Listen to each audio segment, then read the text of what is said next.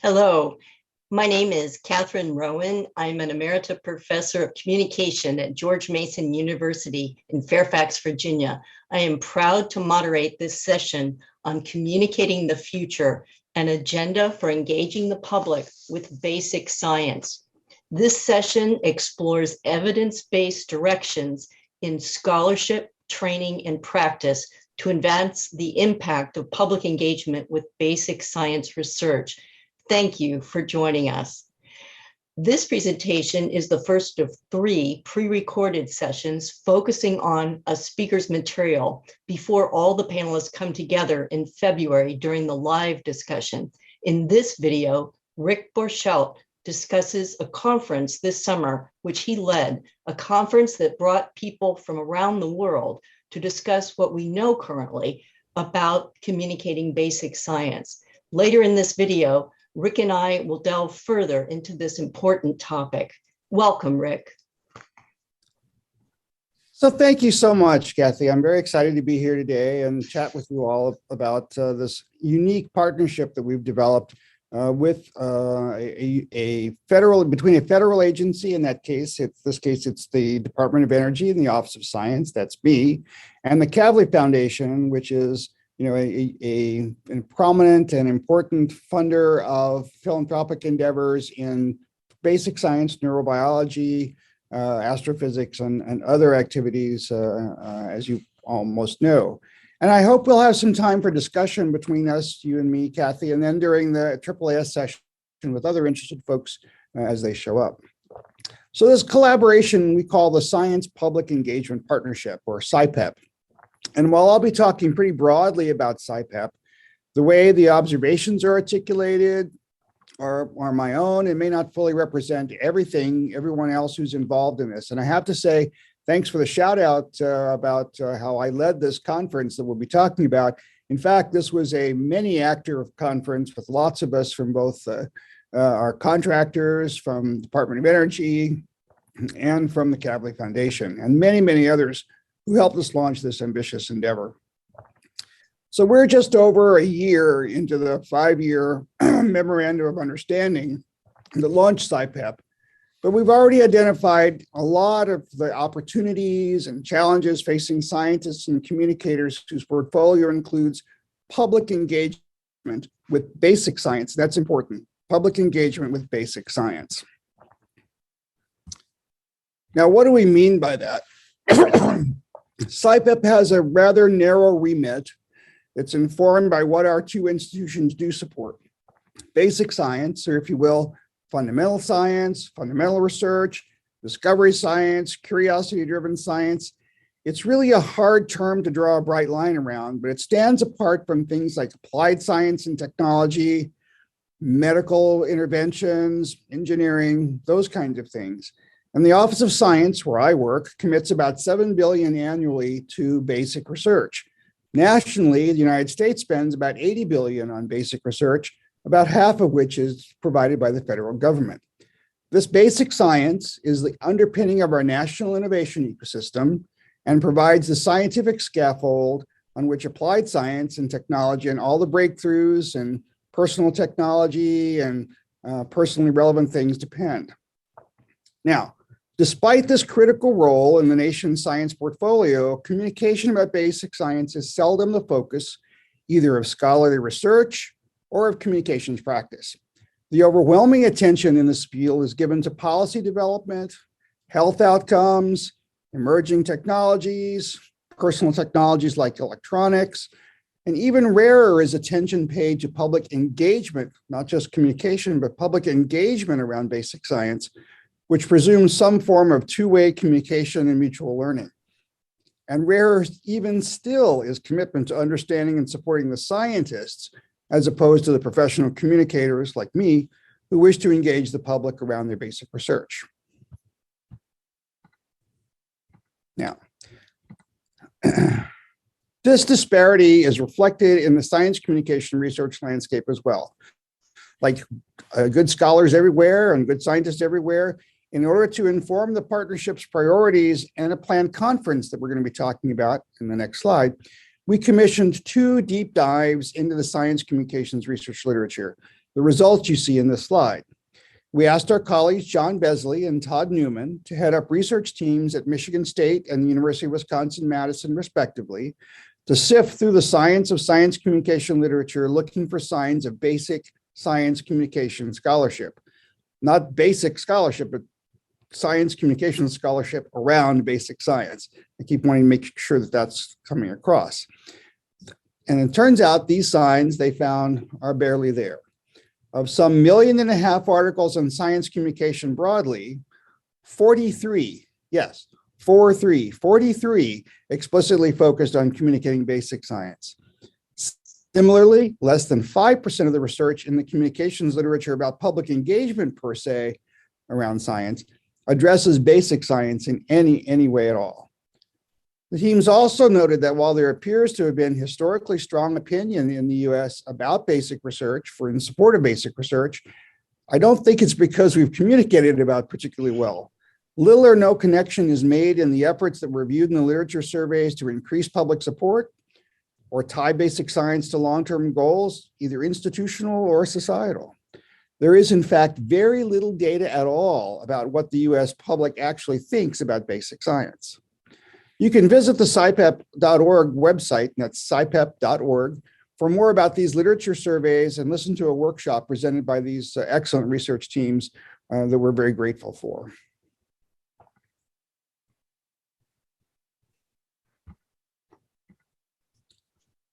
Now, these literature surveys informed our signature SciPEP activity for the first year, a conference to explore engaging the public in basic science.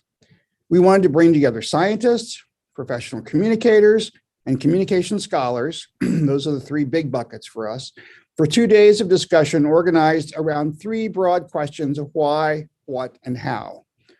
First, why should the public and basic science be connected at all? And the issue here is whether there is a value add to this connection, either for the science or for the society writ large. Second, what communications and engagement efforts are currently being done, who's doing them? And thirdly, how can scientists and communication professionals work to engage the public with basic research as effectively as possible and as effectively as we do other kinds of science, although that's an open question as well. So I will tell you at the outset, we expected and planned for about 300 participants. That's usually what you get for a conference like this, and we would have been happy with 300 people. And we hit that cap in the first week of registration, that is 3 months before the conference, and ended up with more than 1,200 people joining us in real time for this 2-day July conference, and another 2,000 or so registered to receive the videos and summaries. I can safely say that a lot of our work in the last months of planning was about how to accommodate such a large and diverse audience and all the kinds of issues and thinking that they brought to the table. Now, these 1,200 people represented a wide range of professional societies and activities within the system. There were participants from 60 countries, and 60% of those attendees represented academia and the US federal government. This included attendees, this is really important to me, 16 federal agencies, including my own, Department of Energy, the National Institutes of Health, the National Science Foundation, NOAA, NASA, and even near home to me were the representatives that attended from 14 of the 17 DOE national laboratories, which is where much of the science communication of the Department of Energy is conducted. Other attendees represented philanthropy organizations, museums, the media, creative arts, students, and other sectors. And there were very few people who did only one of these things. This landscape is filled with people who are jacks of all trade, or at least work in all the areas that science communication has to offer. Our conference, Communicating the Future, Engaging the Public in Basic Science, was certainly the largest conference I know of that was devoted to communicating basic science, and one of the largest science communications conferences ever.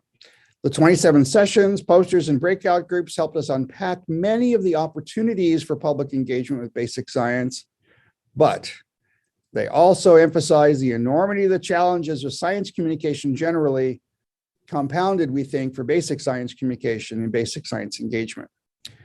From our end, the conference also served for DOE as one of our signature basic research needs workshops. And if you get or are familiar with DOE funding, you know that this is the mechanism by which we summarize what we know, gaps in our knowledge, and research directions to address those gaps around the science that we support. And at DOE, we've never used this mechanism for any kind of the social science issues around our research, and the observations and the conversations here already have informed our practice around communicating basic research. Two really quick examples about that. One, we're currently re-examining the branding that we do for the Office of Science.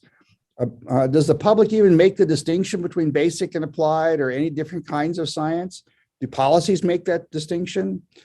It appears that differentiating basic from applied science is really not very useful when talking with most of our stakeholders, and yet that's where we have been, how we have framed ourselves and framed our mission historically.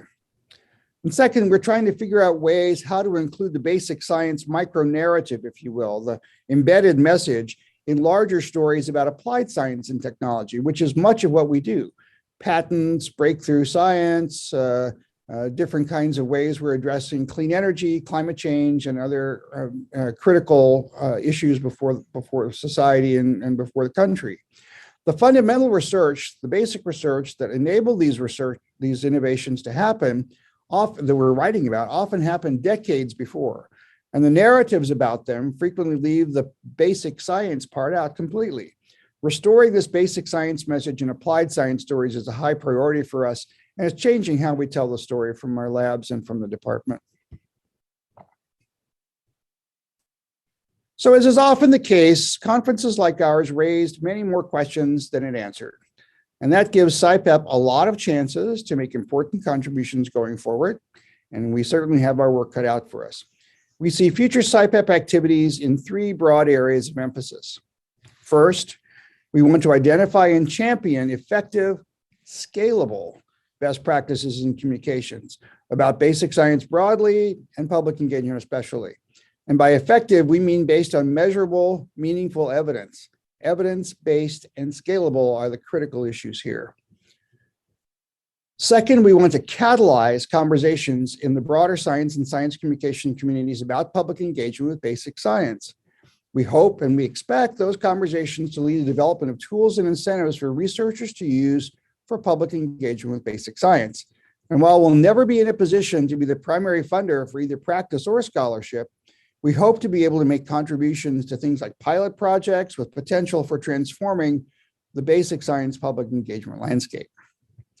And last, we were surprised, and I don't know why, because it happens over and over again, at just how little awareness there is among scientists and professional communicators of just how much science of science communications research is already available to them, even if it's not directed specifically at basic science. The worlds of social science research and communications practice are so different as to be literally worlds apart. We need to find a way to make the flow of information between these communities open and robust and routine. One of the most important overarching themes that emerged from the conference was the lack of diversity, equity, and inclusion concerns in both practice and scholarship. While much of this lack of diversity reflects problems for the science enterprise generally, it was very clear to all of us at the conference and to all of us in SciPEP that we need to do our utmost to ensure that our programs are accessible to diverse audiences, that they include scientists and communicators who themselves are diverse, and that they address issues and questions from historically marginalized people and communities.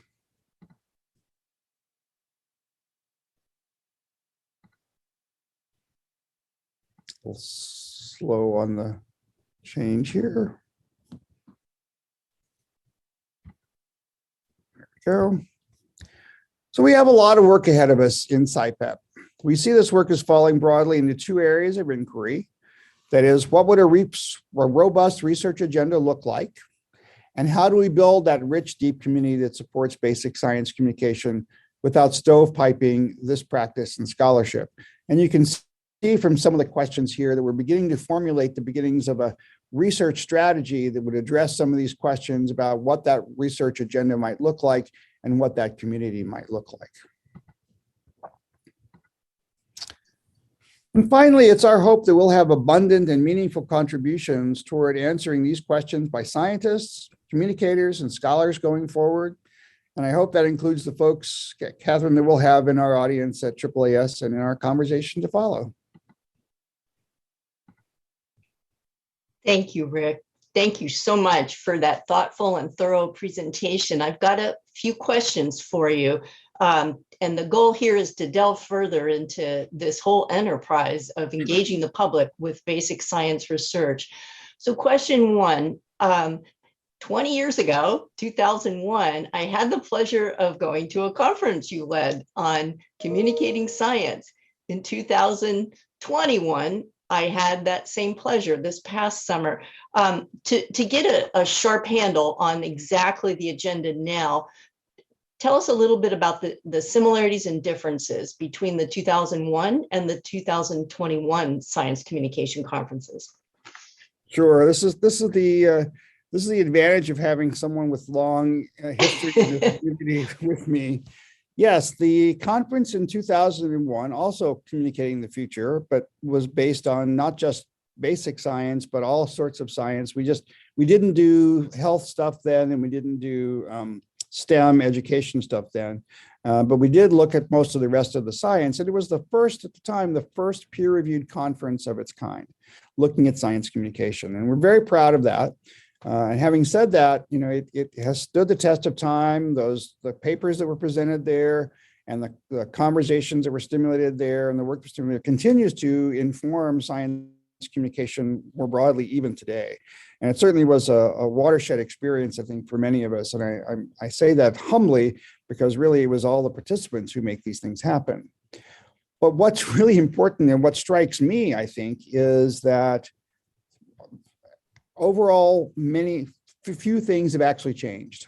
There are many more similarities now than there were, and a lot of challenges then that just have not been met.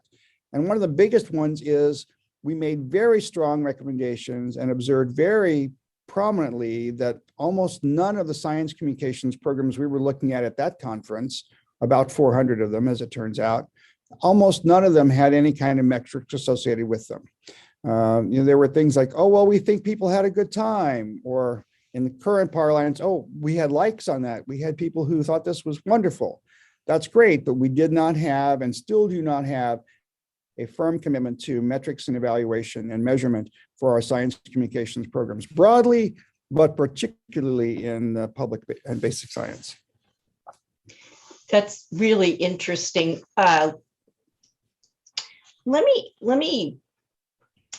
You're causing me to wonder about what those metrics would be. Like if we're making progress in 2031, where do we want to be? So let me just throw a thought out. If the uninterested segment of the population, whoever that turns out to be, was more apt to say, I think it's important to know the rules of the game, sort of, if you think of science, sort of like a chess game, and we're forever trying to figure out the rules of, how energy works or how genetics works or whatever some fundamental question is.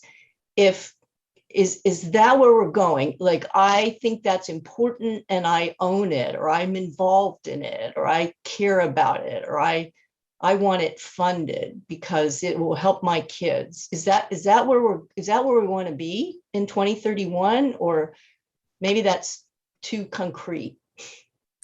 Well, I'm not sure it's too concrete. There are a couple of things I would say to that. One is that you have to understand and believe what you want to get out of it before you start a communications program. Okay. And that's one of the things that John Besley and others were very adamant about throughout the entire conference this year, was unless you know what you want to get out of it, you have no business doing it. And I firmly believe that, and we see very little strategic planning going into any of the communications programs that we were looking at. There were very few exceptions, and they were heartening, but they were very few. So what you want to try to do is create a roadmap to what your desired outcome is. If your desired outcome is everybody loves science, that's not a good outcome. That's not concrete enough. That's not measurable enough. And the metrics you have need to be measurable. They need to be meaningful, and they need to be predictive. So you need to be able to figure out, what kinds of things are you going to measure that help you improve your communication system going forward and meet the strategic goal that you set up. A good strategic goal might be cognitive. It might be, I want people to understand the difference between fusion and fission nuclear power. And if that's your goal, then there are things you can measure about that. And then once you have your measurements in place and what you are going to measure, then you look for how do you create a communications program that gives you those variables that you can measure. And that might simply be polls to figure out what is the understanding and awareness of the difference between the different kinds of nuclear power. That's probably a very simple example, but most of what we hear from folks is, we want people to love science. We want people to understand science. We want people to support science. Those are not strategies. Those are goals and those are tactics, but those are not strategies. And they need to create strategies that allow us to figure out how to get to the goals they want. And to do a reality check on the goals. I mean, somewhere in, if we're doing this session in February, somewhere in the middle of February, there's another group of thousands of people sitting around saying, I think people should love history. I think people should love literature. I think people should love economics. Science does not have a special place in those lives. We have to compete with those other priorities as well. And not everybody's going to be well loved and well understood and well liked by everybody. So you also need to target your audience as well for the people who are going to matter to achieving the goals that you want. Thank you. Thank you. That's really helpful. I'm starting to get a sense of where we need to be in 2031. Take us out, Rick. If there was one thing each of us listening to this video could do to move this agenda forward to encourage research on communicating basic science, what would you recommend and why? Well, let me back up and well, it's not so much backing up, but let me tweak that just a little bit. The one thing I would recommend, I'm very invested in a future research agenda, yes, but I'm really invested right now in making sure that the current research that exists is accessible to everybody. The fact that all the practitioners, basically all the practitioners, most of the scientists we talked to had no idea there was a social science literature at all. And I want to get that fixed first, because there's a lot of really good material that's out there. It isn't a 1.5 million pieces, but there's a lot of really good stuff that's out there. And communicators and scientists need to take advantage of that, whether they just don't know it's happening and we need to make them aware of it. That's one thing. My guess is a lot of them don't have access to the journals, or don't see these journals, or don't understand that those journals are out there. Now, as far as the research agenda is concerned, I think we need to look more closely at things like, is there really a difference in the public's appetite for basic science versus applied science? Do you really have to make everything relatable? Or is awe and inspiration and curiosity, are those drivers that actually work to take more than just what we tend to call the science attentive audience ahead of us? I don't think even in 2031 we'll be in a situation where we have a huge public audience for science.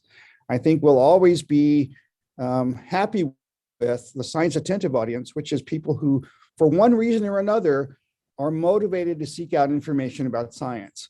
A lot of that motivation has to come from how important it is to them personally, or what they see in it for themselves. It's utilitarian value. I want to dig into, are there other ways we can drive people to science content, particularly basic science content, for awe, for curiosity, for its own sake? And maybe because I identify with science, or I own it, or I believe my children will benefit by learning about this science. Rick, that was fascinating. I really enjoyed talking with you. Thank you. And I just want to remind us all that this video spotlights the insights of one of 3 speakers who are coming together in February for the live discussion of this session, Communicating the Future, an agenda for engaging the public with basic science. Please check the AAAS Annual Meeting website for the panel's date and time. Again, thank you, Rick, and thank you, audience, for watching this video. We look forward to talking with you all live in February. Thanks very much.